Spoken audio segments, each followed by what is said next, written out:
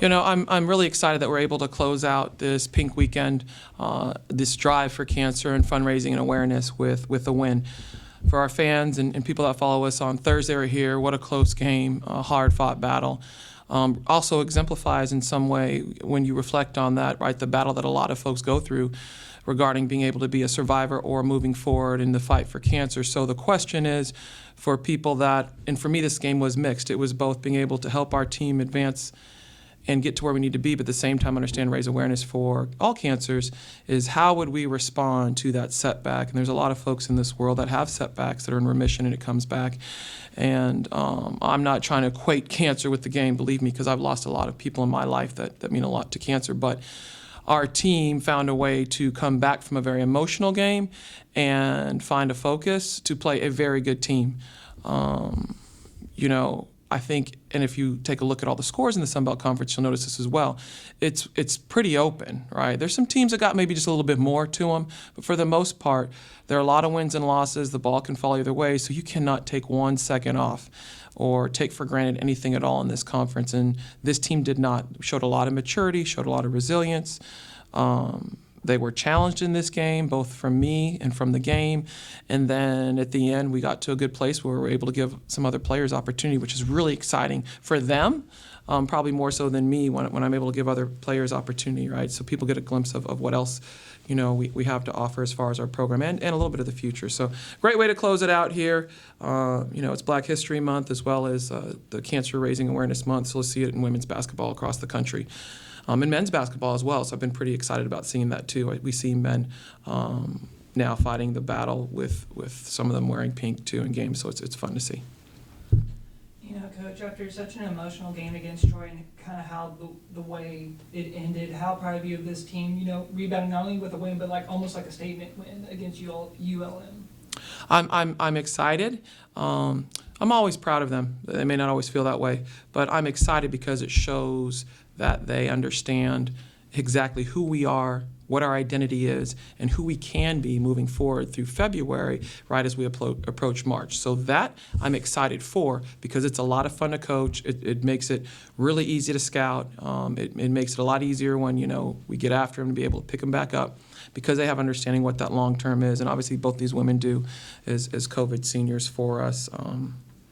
They're already Bobcats, like I said, and the goal isn't changed. The goal is to fight for a championship. Deja and Jaquila, after a tough loss against Troy, how do y'all kind of flush that out of y'all's systems to focus on ULM? Just, you know, it's quick turnaround. We just got to understand that. And as veterans, I think it's easier to understand that because, like she said, the ball can fall either way. And we fought hard, and we had to be proud of ourselves and just keep going. Yeah, quick turnaround, like Bowie said. One game, 1 day prep. So you just take that L, use that for our focus and intensity, and bring it into the next game, and we just execute. You know, this being the second time y'all are playing ULM, what were they bringing different to the table than what they were in the first game? They mix it up defensively. You know, she showed different looks with denying, some triangles, some zone. She just showed different looks. That was, I wouldn't say just. With the 1 day prep also, that does make it different. But the nice thing is, again, we have a veteran team. They understand how to run our stuff. So if you explain them this is what we're going to do and this is what you're going to get, a lot of them are really good at understanding, okay, I can visually see that I've been running this for a long time. I understand. And we did a good job with that adjustment. Versus, because she showed a lot of different looks, to be honest with you. A lot of different looks. In addition to that, she pressed as well.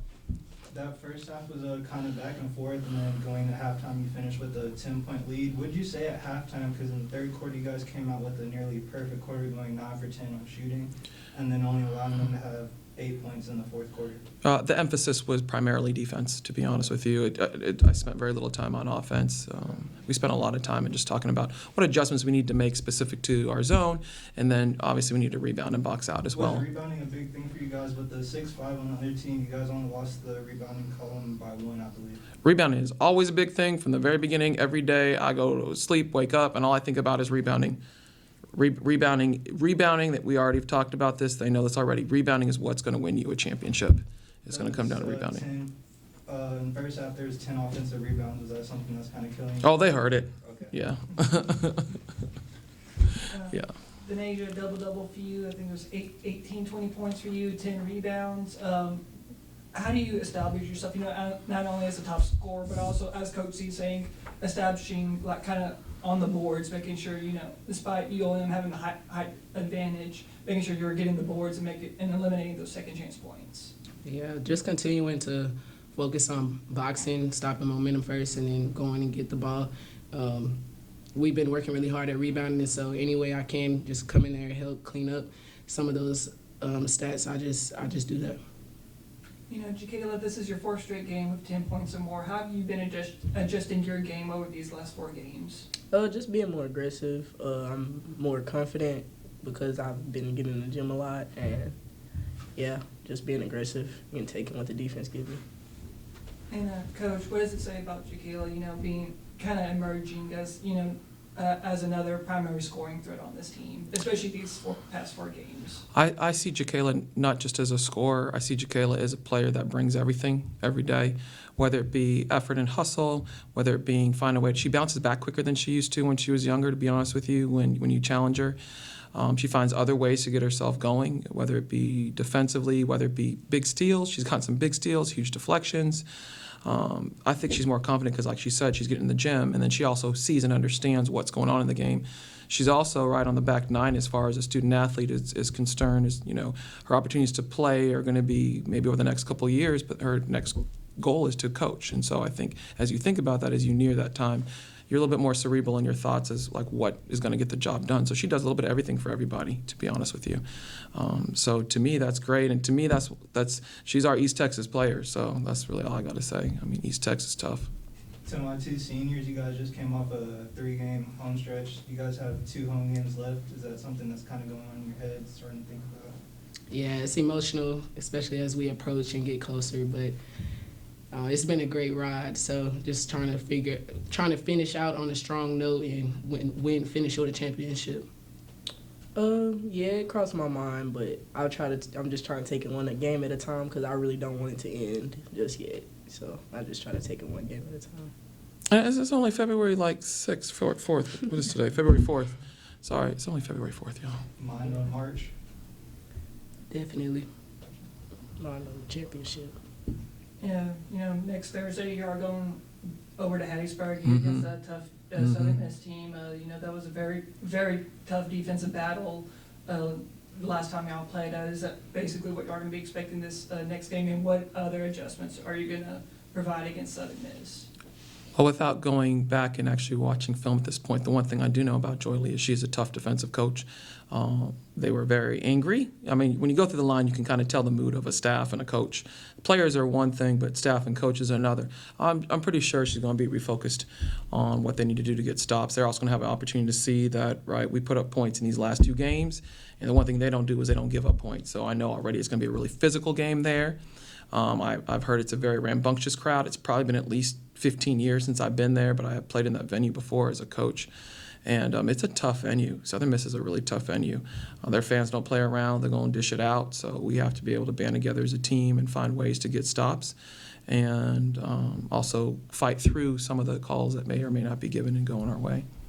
And Denasia and Jaquela, what makes the Southern Miss defense kind of so tough to kind of score on? I think they're just they're on the catch, physical, and they just try to run you off your spot and not let you be as fluent on offense. So just making sure we are executing, paying attention to the details, finishing the plays with box-out rebounds, and letting that transfer over to offense is going to be key to our success. Yeah, I agree with that. And, they do a really good job of being a help and rotating. So just understanding where our next pass is going to be and how we're going to make it. So, yeah, executing and stuff like that.